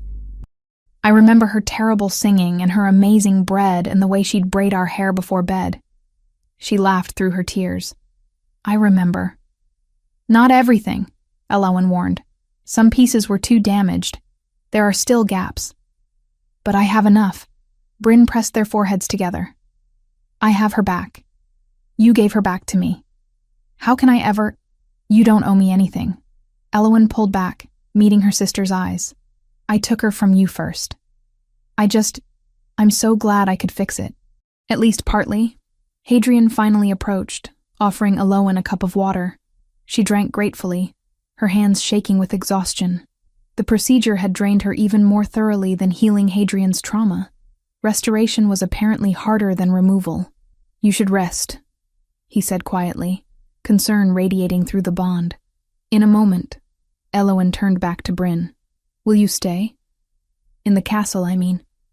Not just for a visit, but stay?" Bryn hesitated, glancing around the ritual chamber, then at Hadrian. "As what? I'm nobody important. Just a girl from the western woods." "You're my sister," Elowen said firmly. "That makes you family to the crown. And I need family. I need someone who knew me before all this." She gestured vaguely at the castle around them. "Someone who can remind me who I was when being queen feels like too much." "I'd like that," Bryn admitted. "I have nothing back home anyway. The pack that cast you out wasn't particularly welcoming to me either after you left. Being the sister of the cursed Omega isn't much better than being the cursed Omega herself." Finian stepped forward, his expression thoughtful. "If I may suggest, the castle has need of someone to work with the young Omegas. We're establishing a sanctuary for those with unusual gifts. They need teachers who understand what it's like to be different, to be feared for something they can't control." Bryn's eyes widened. "You want me to teach? But I don't have any powers." "Exactly," Finian said gently. "You can teach them how to live alongside those who do, how to build relationships despite fear and misunderstanding. That's a skill just as valuable as any gift. Besides," Elowen added with a small smile, "you survived having me as a sister. That qualifies you to handle anything." Bryn laughed. A real laugh, unforced and warm. "When you put it that way, yes, I'll stay." The weeks that followed transformed the castle in subtle ways. Bryn settled into her role with surprising ease, working with Finian to design curriculum for the sanctuary program. The first young Omegas began arriving. Frightened, rejected, uncertain, Bryn welcomed them with the same compassion their mother had once shown both sisters. Elowen watched her sister bloom in this new environment and felt pieces of her own past healing alongside the memories she'd restored. They spent evenings together, sometimes talking, sometimes just existing in comfortable silence, relearning each other, rebuilding what had been broken. News from Riverbend began to arrive in slow, careful waves. Her father's first letter was stiff and formal, full of titles, acknowledgments, and just one unsteady line of regret. He did not beg for forgiveness. Instead, he pledged in precise, ink-dark strokes that no Omega with a gift like hers would ever again be cast out from his territory. Elowen read the words twice before setting the parchment aside. She was not ready to answer him, and perhaps she never would be, but for the first time, the thought of her father no longer felt like an open wound, only a scar she had learned to live around. 3 months after the memory restoration, Elowen woke one morning with unusual nausea. At first she dismissed it as exhaustion from a late night studying trade agreements. But when it continued for 3 days, Saren gave her a knowing look and sent for the castle's healer. The confirmation left Elowen stunned and terrified.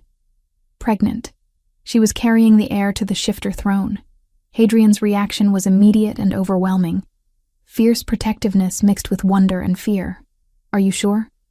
he asked for the 3rd time, staring at Elowen's still flat stomach as if he could see through to the life growing inside. "The healer was very sure," Elowen said, her own hand resting over her abdomen. "About 6 weeks along. What if the child inherits your power?" The question burst from Hadrian like he'd been holding it back. "What if they can't control it? What if—" "Then we'll teach them." Elowen caught his hands, grounding him. "From the very beginning, before the power even manifests, we'll teach them control and compassion, and the weight of what they can do. They'll never feel cursed or rejected. They'll never be alone with it like I was. You're not afraid?" "I'm terrified," she admitted. "But I'm also hopeful. We have resources I never had. We have Finian's knowledge, the sanctuary program, each other. And if our child has my power or something similar, they'll grow up knowing it's a gift, not a curse. That makes all the difference." Hadrian pulled her close, his hand joining hers over her stomach. "A gift," he repeated quietly. "You really believe that? I didn't used to." Elowen leaned into his embrace. I spent 3 years believing I was cursed, that my power was a punishment. But you showed me it could heal. It could save. It could restore what was broken. She tilted her head back to look at him. If our child inherits any part of that, they'll be remarkable. The announcement of the pregnancy sent ripples of celebration through the kingdom. Finian immediately began gathering every scroll about pregnant Omegas with strong powers. Bryn appointed herself official protector, fussing over Elowen until Hadrian joked they'd need to establish a schedule to share worrying duties. As Elowen's body changed, so did her perspective on everything that had happened. The forced journey to the castle no longer felt like kidnapping, but like fate. The weeks of research and practice no longer felt like imprisonment, but like necessary preparation. Even the terror of the ritual chamber had led to healing. Not just for Hadrian, but for herself. 6 months into the pregnancy, Elowen stood on the castle balcony watching the sun set over the kingdom. Her hand rested on her swollen belly, feeling the child move beneath her palm. Hadrian joined her, wrapping his arms around her from behind, his own hands covering hers. "Nervous about the birth?" he asked softly. "A little," she admitted. "But mostly I'm thinking about what comes after. The sanctuary has 12 young Omegas now. Bryn is training 3 more instructors. Vaughn has been unexpectedly cooperative since the assembly. Because you hold his secrets," Hadrian reminded her. "Because I chose mercy," Elowen corrected. "And he knows the value of that. We've changed things, haven't we? Made the kingdom safer for people like me. Like our child will be." "You've changed things," Hadrian said firmly. "I just supported you. You gave me the chance." She turned in his arms, studying the face she'd come to love more than she'd thought possible. "That night when you demanded I erase your memories, what would you have done if I'd refused completely? If I'd run? Hunted you down?" He said honestly, then smiled at her expression. "But I would have failed. You're too clever to be caught if you don't want to be. I think somehow you chose to stay, even when you could have left. Maybe not that first night, but later. When you came to me during the nightmares. When you agreed to try the restoration. You chose this. I chose you," Elowen agreed. "Even when I was terrified. Even when I didn't understand what we were becoming. I chose you." The baby kicked hard, making them both laugh. "Apparently someone approves," Hadrian murmured, his hand moving to where the movement had been strongest. 3 months later, their daughter was born under a full moon, a tiny thing with Elowen's violet eyes and Hadrian's dark hair. She came into the world squalling indignantly, already showing the fierce temperament of her father. They named her Lyra, after Hadrian's mother. Finian examined the baby carefully, looking for early signs of power manifestation. "Too soon to tell," he concluded. "But her aura is strong. Whatever gifts she inherits, they'll be formidable." Bryn held her niece with practiced ease, having helped care for several Omega children in the sanctuary. "She's perfect," she declared. "Powerful or not, gifted or not, she's already loved. That's what matters." Elowen watched her sister cradle the baby and felt a surge of gratitude so intense it brought tears to her eyes. Everything that had broken between them had been repaired. Everything that had been lost had been restored. Not perfectly. There were still gaps in Bryn's recovered memories, still scars from their years apart. But they had each other again. They had family. That night, with Lyra sleeping in a cradle beside their bed and Hadrian dozing in a chair after refusing to leave them alone, Elowen reflected on the strange journey that had brought her here, from isolated cabin to royal castle, from cursed Omega to queen, from destroyer of memories to restorer of them. She'd told Hadrian once that power without purpose was a prison, but love had given her power purpose. Love had transformed curse into gift, isolation into belonging, fear into hope. The castle had established a tradition now. Every full moon, young Omegas with unusual gifts gathered in the great hall to share their progress, their struggles, their victories. No one was turned away. No one was called cursed. And every child who came through those doors learned what Elowen herself had only recently discovered, that being different wasn't something to hide or fear, but something to understand and master and ultimately use for good. Lyra would grow up in that environment, She would never know the loneliness Elowen had endured. Whatever powers she developed, she would learn to wield them with confidence and compassion. She would have parents who understood, mentors who cared, and a kingdom that valued her gifts rather than fearing them. Elowen rose carefully from the bed and moved to the cradle, looking down at her sleeping daughter. Lyra's tiny hand curled around her finger, grip surprisingly strong for someone so small.